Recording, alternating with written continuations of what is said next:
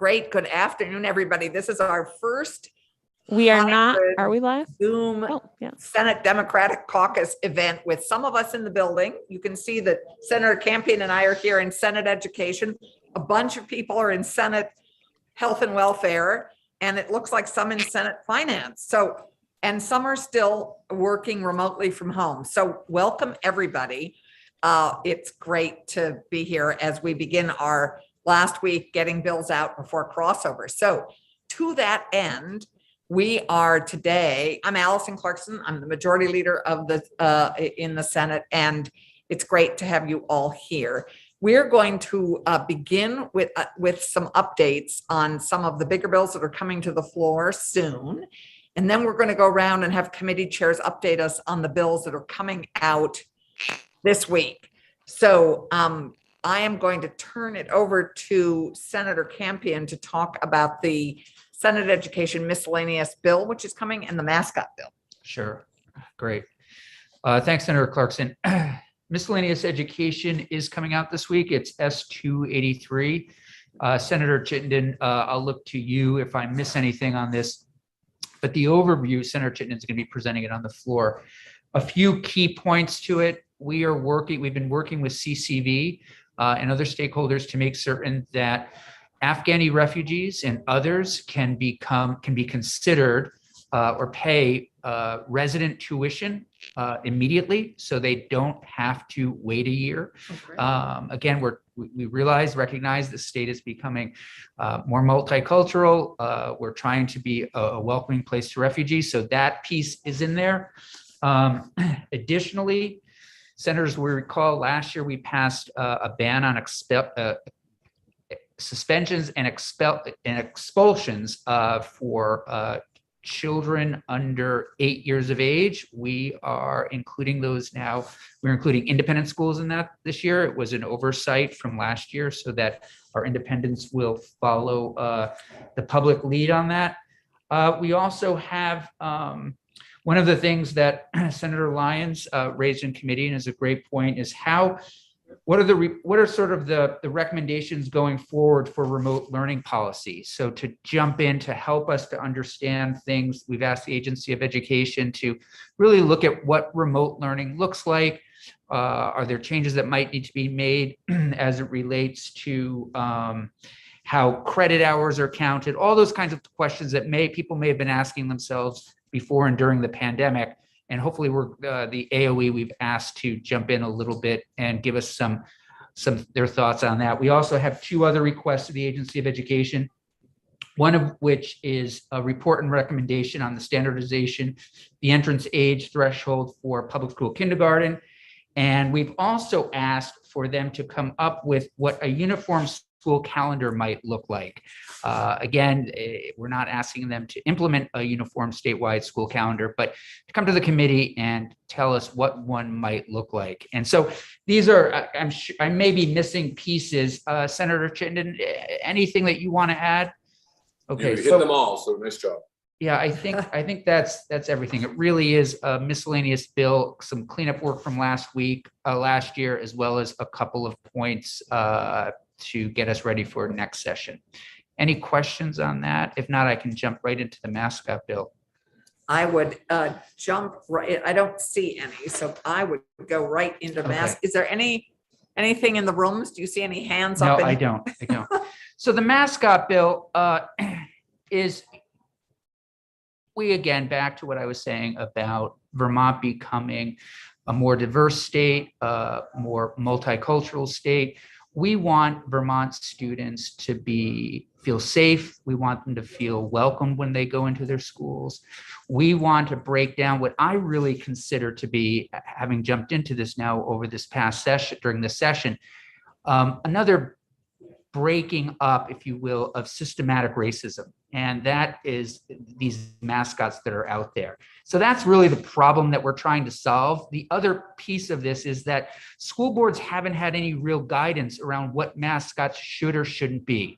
So what we've done is we have asked the Agency of Education to come back with a model policy around what mascots should be, taking into consideration, I'll just read this taking into consideration, policy shall prohibit school branding that directly or indirectly references stereotypes, the likeness, features, symbols, traditions, or other characteristics that are specific to either the race, creed, color, national origin, sexual orientation, or gender identity of any person, group, or persons. So the agency, September 2022, will come back with, again, a model policy, what this should look like statewide. We're following a similar process as senators may remember that Senate Ed did on bullying a few years ago, bullying and harassment. The agency came up with a model policy. School districts could make their policy more rigid, more strict, or they could basically default to the model policy. And this also requires that school boards assess what their policy is and make any changes. What senators won't find in this is a real hammer. In other words, the original bill did say, okay, if school districts, don't comply, we're going to stop interscholastic athletics. We're going to, some districts around the country have considered funding issues.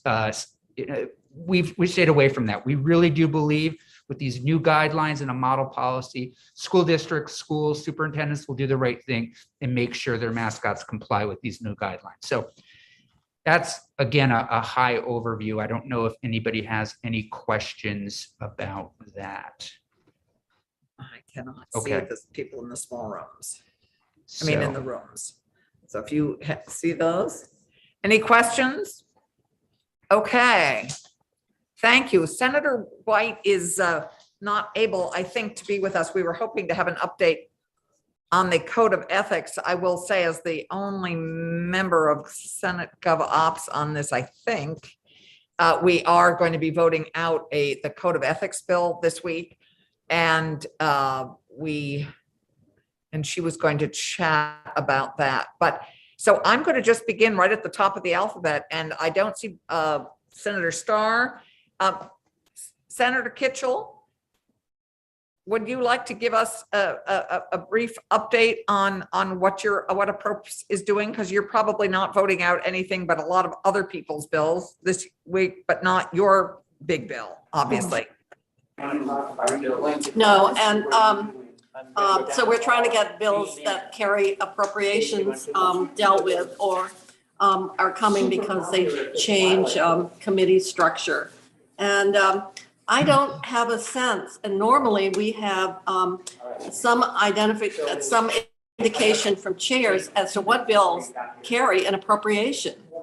And I expect that there are a number of them under consideration. So I'm going to ask Carolyn, if she's listening, to please get an inventory or list from the committee chairs.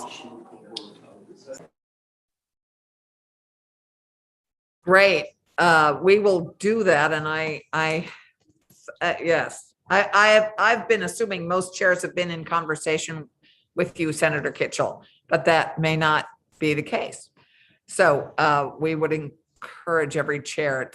As we transition back into the State House, we're a little challenged in terms of attendance. So it's we'll pass that. Senator Kitchell, that was a request for an inventory of bills that may be coming to appropriations. Right. An inventory of the money of the asks of the appropriations in their bills. Okay. Great. So I see for committee planning, I just need to know what bills we have to take up. Right. In no way taking them up. Oftentimes we strip out the appropriation. If it's policy, let the policy move forward. And then we deal with spending as total package later on in the big bill. Right. But I've got the pension bill, and I'm still working out some of the details as it came out of GovOps that needed to be done. And then, so I just need to know what to anticipate in the next few days. Great. Thank you, Jane. I see Senator Lyons, and then I'll go to Senator Mazza. Senator Lyons, you want to fill us and give us an update on health and welfare and what we can expect to see coming out? Oh, thank you, Senator Clarkson. Thanks for everyone for being here today. We have already sent a couple of bills, 2 appropriations that will be reviewed, one on parent-child centers and the other on the Alzheimer's Commission.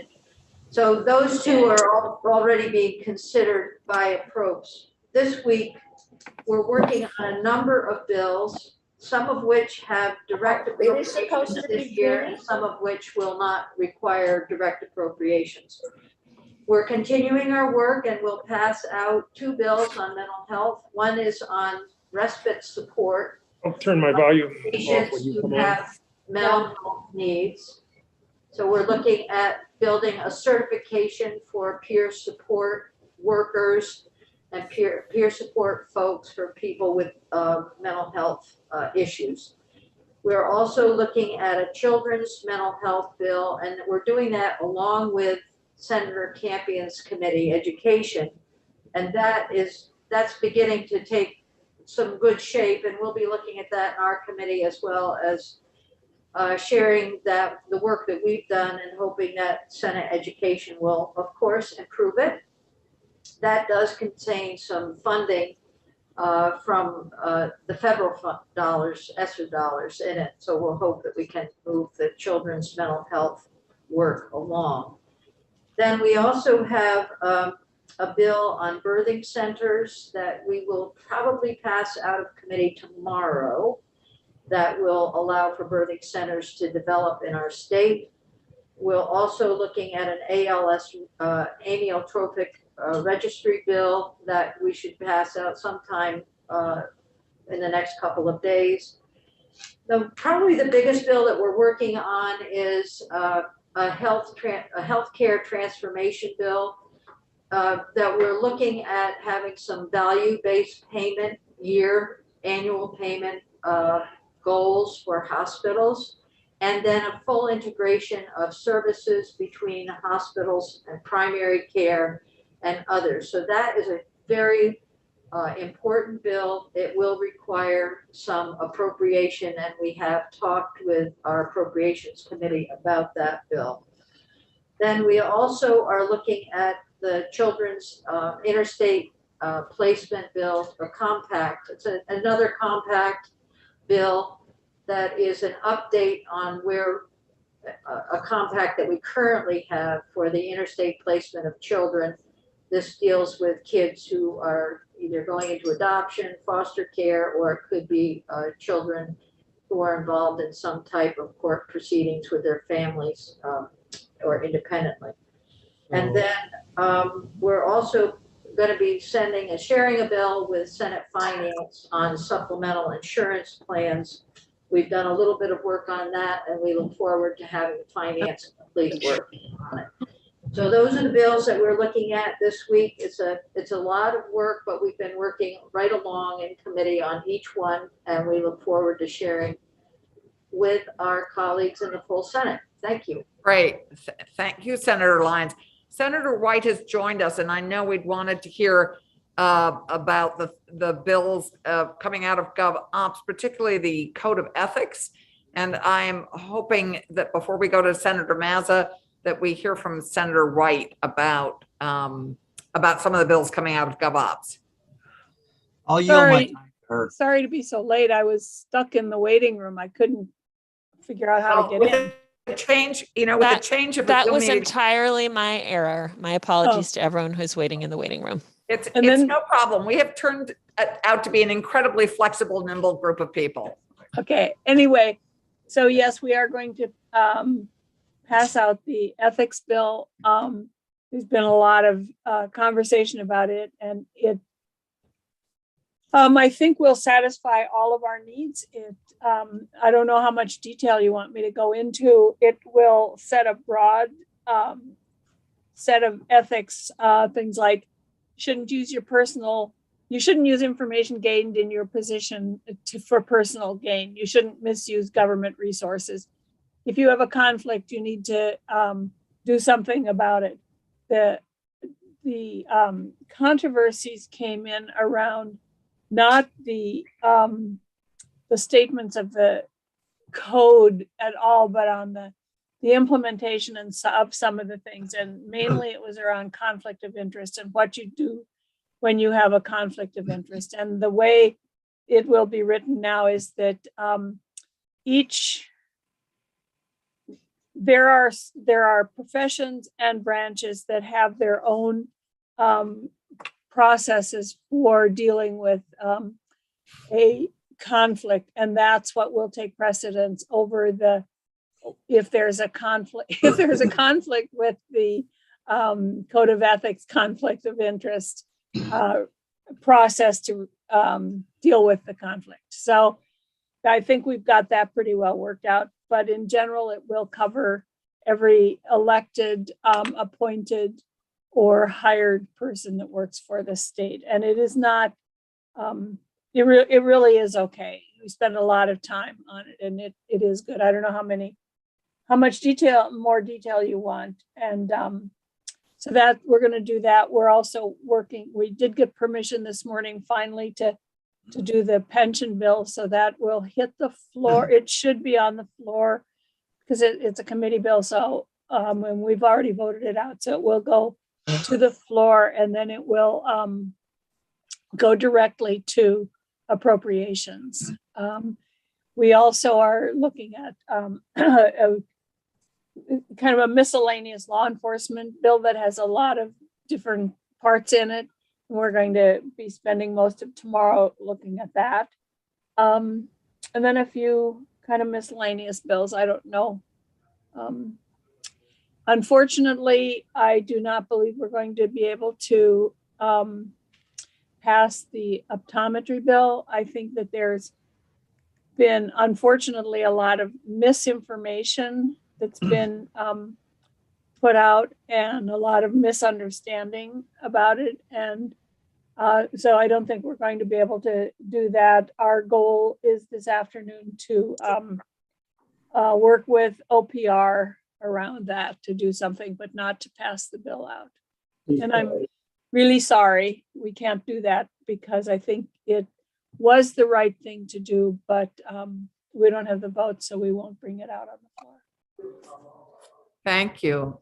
Thank you, Senator White. I think we'll go next. Senator Mazza, you were patient. I always yield to Senator White. Oh, a wise idea. A wise idea indeed. I'm afraid of it. So Dick, we'll go to you next, Senator Mazza on transportation. Then we'll go. I see Senator Cummings and Senator Starr have joined us, so we'll have them give us updates as well. But Senator Mazza, you are on deck. Yep. Here. All right. We have spent a lot of time on charging stations throughout the state. We've got thousands to put in. We spent time on public transit, state-owned airports. We have a record amount of money from the federal government on infrastructure improvements for paving and bridges and culverts throughout the state. We're waiting this week for our T-bill coming over from the House. We hope this week. Other than that, we have no bills coming out this week. So that's a brief update where we are. Thank you. Great. Thank you. And Senator Cummings, would you like to go next? Oh, no. Senator Hardy would like to ask a question, please. Oh, I'm sorry, Senator Hardy. I can't see you. It's so tiny. It's okay. Luckily, we in health and welfare have loud voices. Can I ask Senator Mazza a question? Absolutely. Thank you. Senator Mazza, I heard you mention state-owned airports. Yes.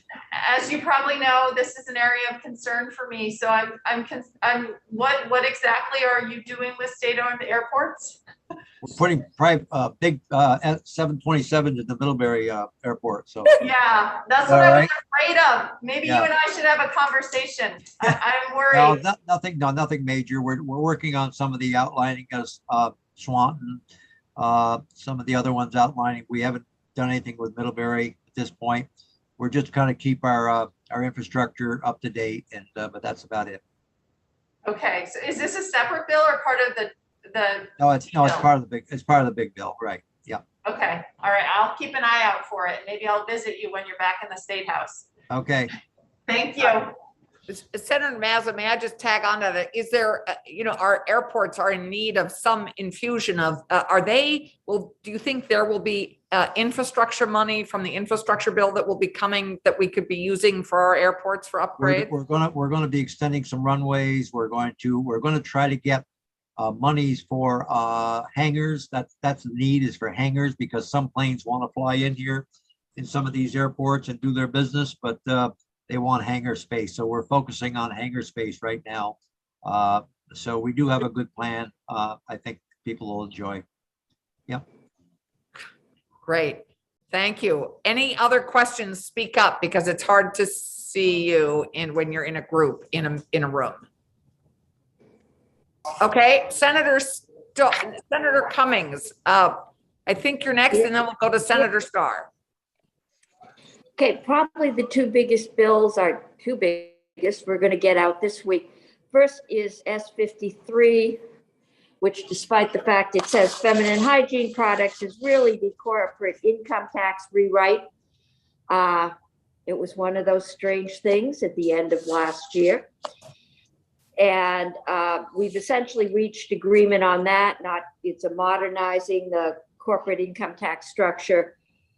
We've reached agreement on that, but attached to that, as it came back to us, was an increase in military pensions. And we, of course, have the governor's bill to completely exempt military tax,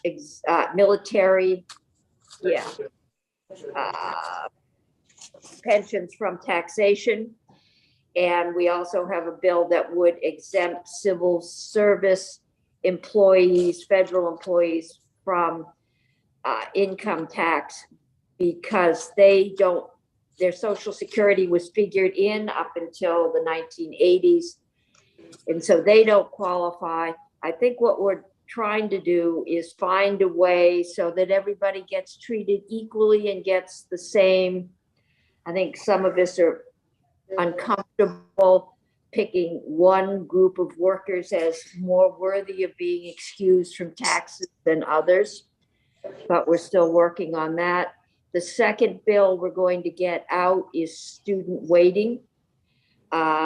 We've agreed on that. Essentially, we took the recommendation on the English language learners, ELL students, which will be a weight plus an additional grant per student. That came to us from Ed. We are staying with the weights on the other categories. And what came to us there and in another bill, but the recommendation was on there, was to go to the income tax and off the property tax for education funding. That's a lot more complicated. We've taken some testimony on that, all from advocates at this point. I know there's a lot of concern across the aisle now that if we eat into the income tax capacity, we don't have that capacity for other needs. And we essentially take a lot of property off the tax roll. So we're still working through that. I don't know if we'll get that one done, but we are going to keep looking at it until we can get it resolved. But those are the two big ones. We've got some that started out as appraisals for timeshares. That I think we'll get something out on, but it probably won't be very close to the original bill. But we do have some issues in helping towns figure out how to appraise fairly unique properties. So we'll be working with that. I think that's it, unless It's committee a lot. can. Thank you, Senator Cummings from Finance. So Senator Starr, I see you're in your original ag room. Yeah, How exciting. this is my office now. Yeah. They took We did took all the committee members away from me and left me all alone. And left you with all alone in your own office. I think you're the envy of the State House. Yeah, well, it's good to, Yeah, they looked at. It was H367. So It's Senator good. Starr, would you give us an update, please, on Senate Ag, That's right. agriculture? Yeah, Yeah. that in the end, they did the right thing? Yes. Well, Did We the just- it's right good thing to on- see Ann is taking part in it. Any other questions? Maybe, Carolyn, you could mute better than Senator me. Cummings. There we, Thanks. well, it's good to be back in the State House, and we have one ag bill that's, I believe, down in appropriations waiting to be heard. And that's the only one we have left sitting, before crossover. We're, working on, another bill that came from the House. We started in on that this morning, H 709. And it's related to miscellaneous ag subjects and changes to the rules and regs in the ag agency. And we also, the task force that we had last summer, we're taking some testimony on the new parts or on some other parts of that bill, which we haven't had the opportunity to deal with yet. So we took testimony all morning in regards to those two bills. Tomorrow, we've got the agency coming in to give us an update on the Horizon Organic Milk, Horizon Dairy's plan to pull out of Vermont. So no, it's we're right back to being busy and everything's going well. So thank you. Thank you. I noted you were pretty busy beginning in January. It's only accelerating. Speaking of accelerating, we're Well, I get into trouble if I'm not kept busy, so it's good to keep me busy. Senator Starr, we've heard that, but Senator Sirotkin, are you in a position to give us an update on what's happening in Senate Economic Development, Housing, and General Affairs? Are you there? Maybe not. Okay. So let's see who else is with us. Senator Sears. Can Senator Sirotkin join us? Great. I think he's going to bring it up. Hi.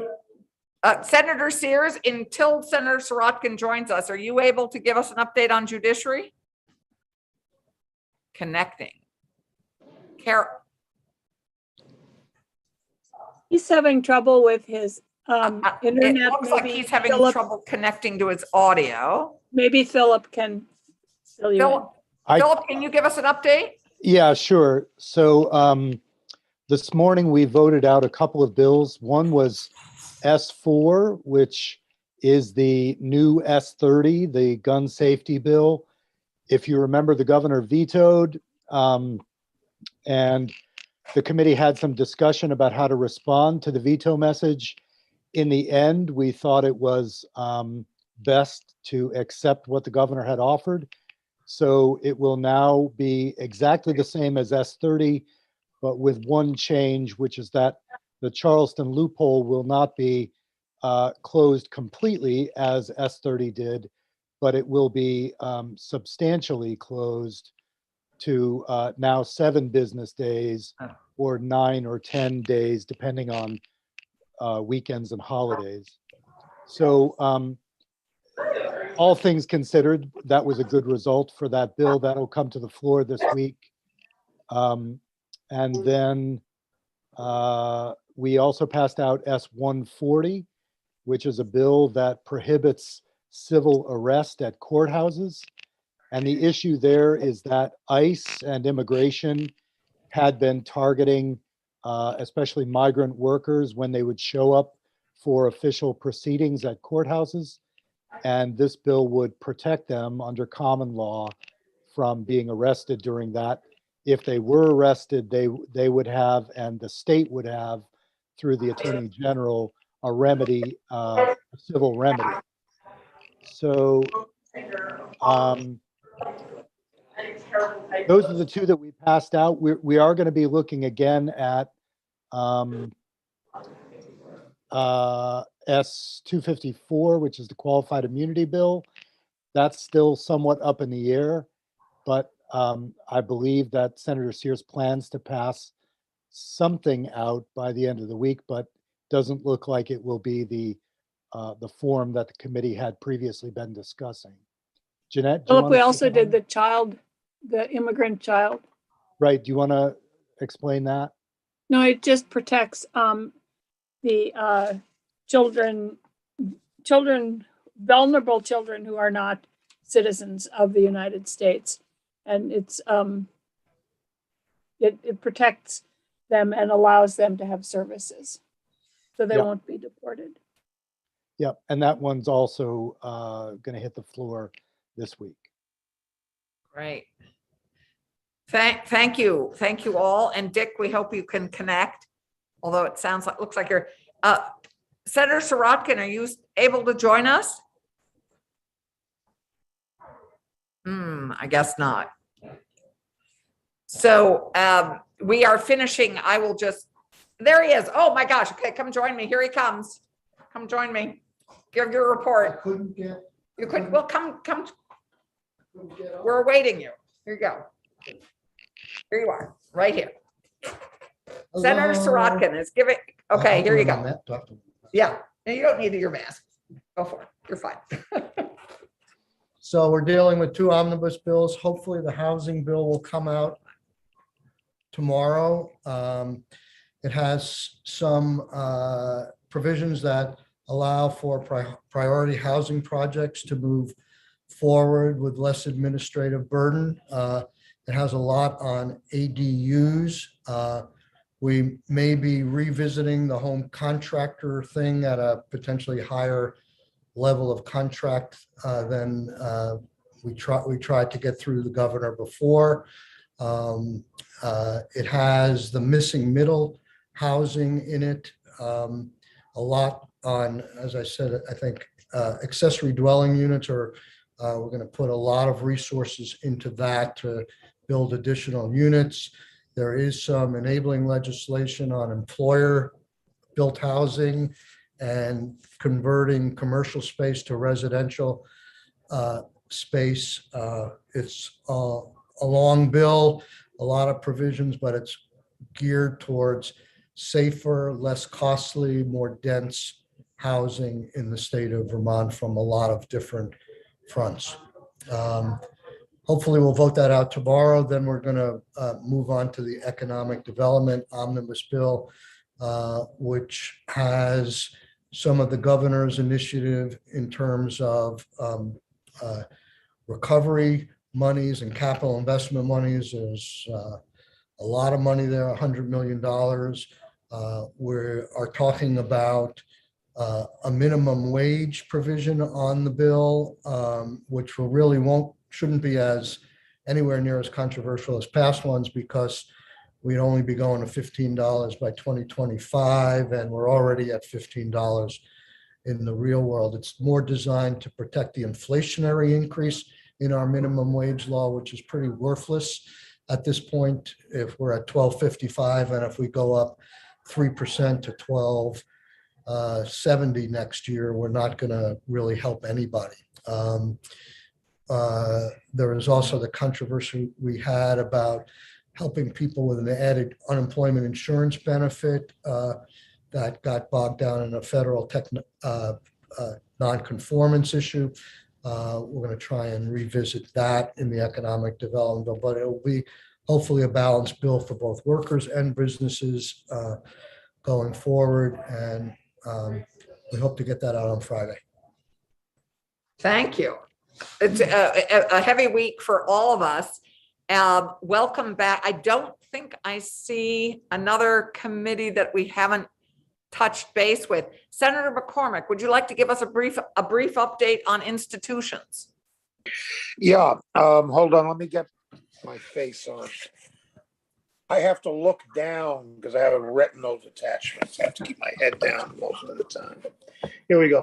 Yeah, we don't have the capital bill yet. It's in the House, but we've been sort of pretending we have it. We've been taking testimony in anticipation of getting it. And that means that our agenda is all over the map.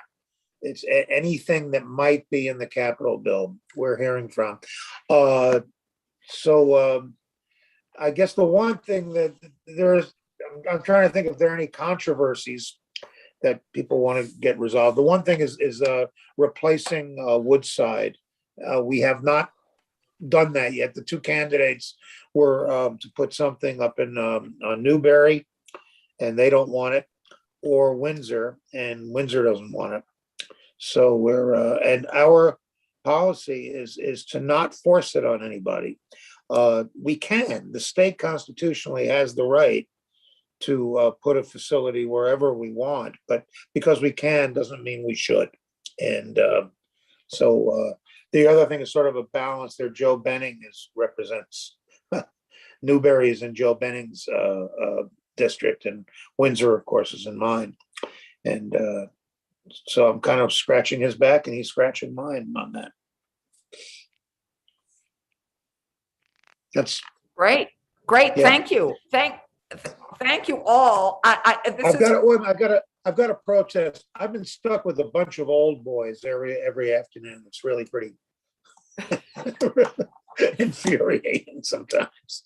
So as we come to a close, I just want to say thank you for your nimbleness this afternoon in trying to find how to get on into our Democratic caucus. I really appreciate Carolyn's support and everybody paying attention. So thank you, and have a productive week. I know you're all under the gun to get things out, and I really appreciate everybody's hard work. It's one of our toughest weeks, this and the end of session. So I wish you all well. Get a good night's sleep, and